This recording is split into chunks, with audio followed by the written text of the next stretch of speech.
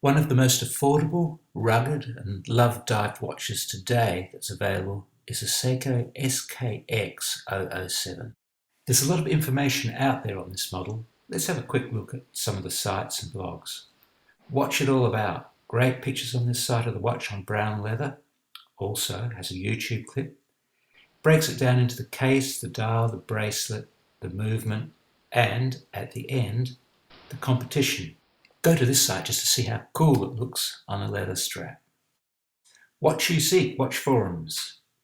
This has an excellent diagram of the dimensions of the watch, has headings, specifications, history, utility, look, movement, crystal, bracelet, etc.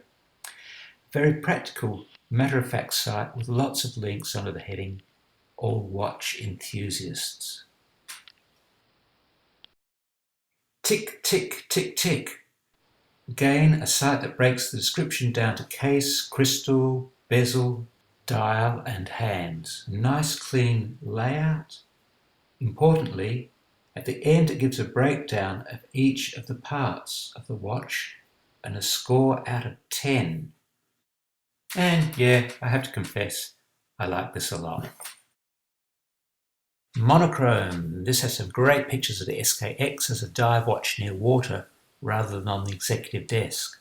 It's got some nice paragraphs on the history and also shows ISO 6425 standard, which is definitely worth a read. We often hear about it, but this explains what it is. Worn and Wound. This site has some really nice photos and of course good articles, and it also has the YouTube video review. Very clean layout to this site, breaking down the watch into case, dial, hands, and as I said, the photos on here are very nice indeed. And the YouTube clip, very worth a look. Smart Money. Well, this just shows that the watch is so well liked and respected that it makes it onto a site that's more mainstream. Let's face it, who wouldn't like a Submariner for the price of a Seiko?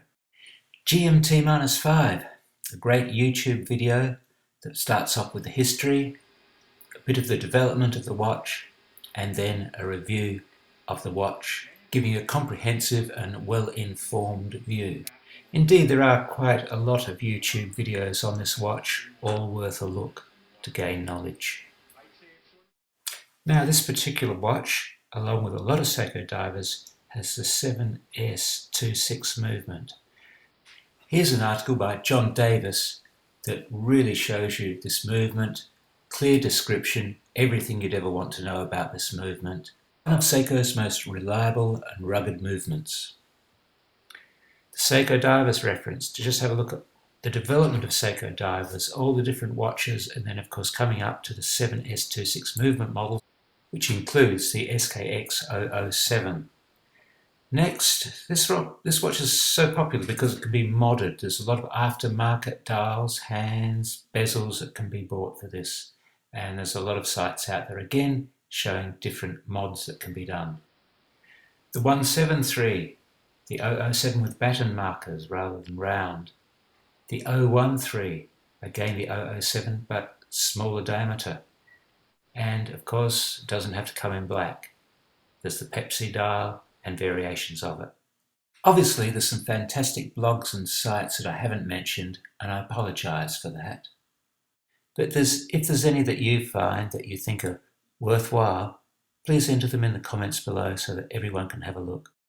So I hope this has been of help and that you'll travel to some of the sites and blogs I've mentioned. Also, what have I learned from looking and reading these sites? Well, this particular model divers is an inexpensive, well-constructed and reliable automatic diver watch, meeting ISO standards and with lineage that goes back to the 1960s. So, will I be buying one in the future? Well, no, but that's because I've already got one.